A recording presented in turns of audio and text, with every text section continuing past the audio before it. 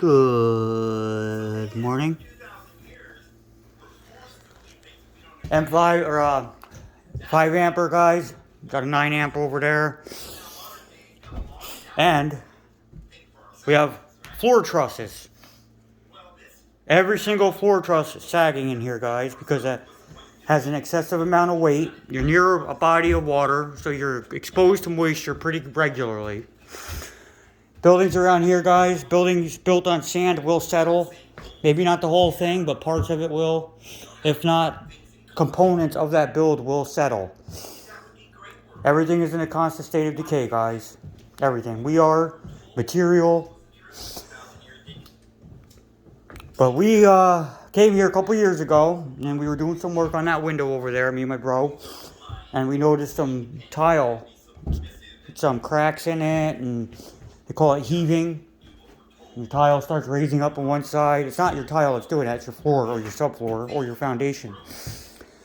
So we got to the point where we were able to strip the floor, carried out the tile, and right here was the problem area, right there.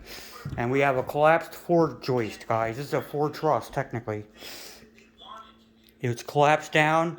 The little plates, the little teeth were busted off of it. We think it happened during the build, and when they put the slurry for that fireproof material, that's not just thin set that you see under that tile, that's an inch tall. That's by code. In case there's a fire downstairs, these guys have a chance to get out before this entire building is burst into flames. So you have to have an hour burn through time by law. It's double drywall in attic areas, and it just depends on the code. Check local code in your area, guys, when it comes to this stuff. Because you don't want to get in trouble for doing something you're not supposed to do and have to rip it apart. But they want this floor solid, so we went and picked up 2 LvL beams, guys. We paid $150 a piece for them. Would a 2x6 or 2x8 work? Absolutely. Because what we did, we put plywood on the backside to reinforce what was here. We didn't make, 3/4 ply. Waterproof plywood, guys. Weather grade. Weather tech, technically.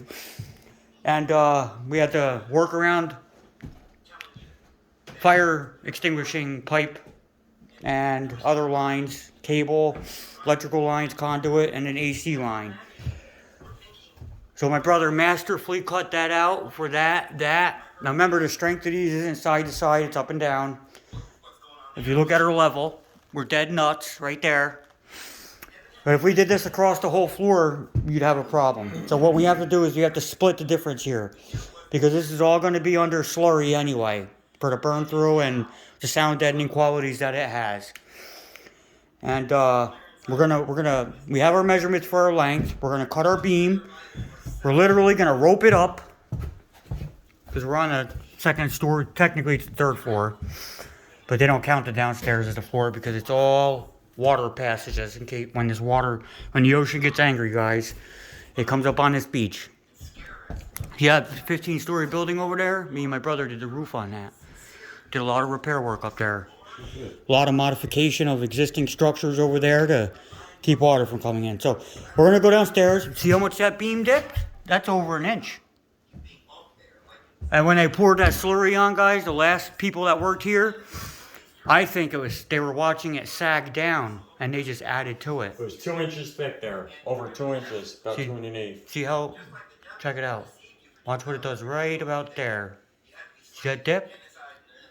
And on those plates in that area, the teeth, some of the teeth were sheared off, and the plates were literally wrinkled. So we hammered them back on, guys, and sistered up with plywood first to reinforce what was there, and then we added our beam. We do have a little bit of a hump right here. We're going to take that planer, and we're going to plane that down a little bit, not much. And may not do anything else, maybe a little bite or two there. Yeah. And that's probably it. This is kind of high, but we're not going to mess with that. As long as the floor guy, or the guys that are going to pour the slurry, do their job right, guys, it's going to be a perfect job. Perfect. LVP flooring going on top. Now, when it comes to floors, you don't want to think that you know what you're doing and come in here and thinking, oh, I'm going to get this level. Because if you make an area level and the whole floor is pitched one way, you're going to be in trouble. So what you want to do is find out the general grade of the entire floor if that's possible, and you want to match what's there already. You don't want to go off your level always, guys. Only as a reference to what the rest of the structure is like, right? You don't want to replace a whole roof because 2 shingles are broken, right? That's what I'm saying. You can have a flat grade, meaning the surface is flat, like this board is flat. This could be a flat, it could be flat, but it could be graded slightly, and this whole building is. This whole building has a slight grade. The whole building is, every unit is different. So when we got these where the level are, we found out that this one was sagged a little bit. So what we had to do is come down at 1/8 of an inch on each end to drop it just a little bit, so that when we put our board on, it's still level. It goes across flat, because this is where it sagged. So this is the problem area. Yep. So we got that, guys. We're gonna hang our ropes, throw them over the rail, and we're gonna start making our cut. So that means we're gonna have to bring the skill saw, right? Just the skill saw is all we need, and the vibrate tool. Impacting our blocks. Okay. Yep, I got our blocks out there, and we'll keep you informed as we go. That said, get the most out of your day, guys. If you wake up, you're not feeling good, you know what? Don't call out from work. Try to go to work. And then if you don't feel good, go home. Try to make something out of your day. The thing you don't want to do, sometimes that's the thing you must do, guys. That's right. Sometimes that's your little resistance or your little hump you must get over. No matter how you feel, be grateful that you have today. Sometimes it's just giving somebody a compliment. Are you that hardened by the world where it's hard for you to say, hey, Mom, I love you? Or, hey, nice shirt. Or, hey, your hair looks good today.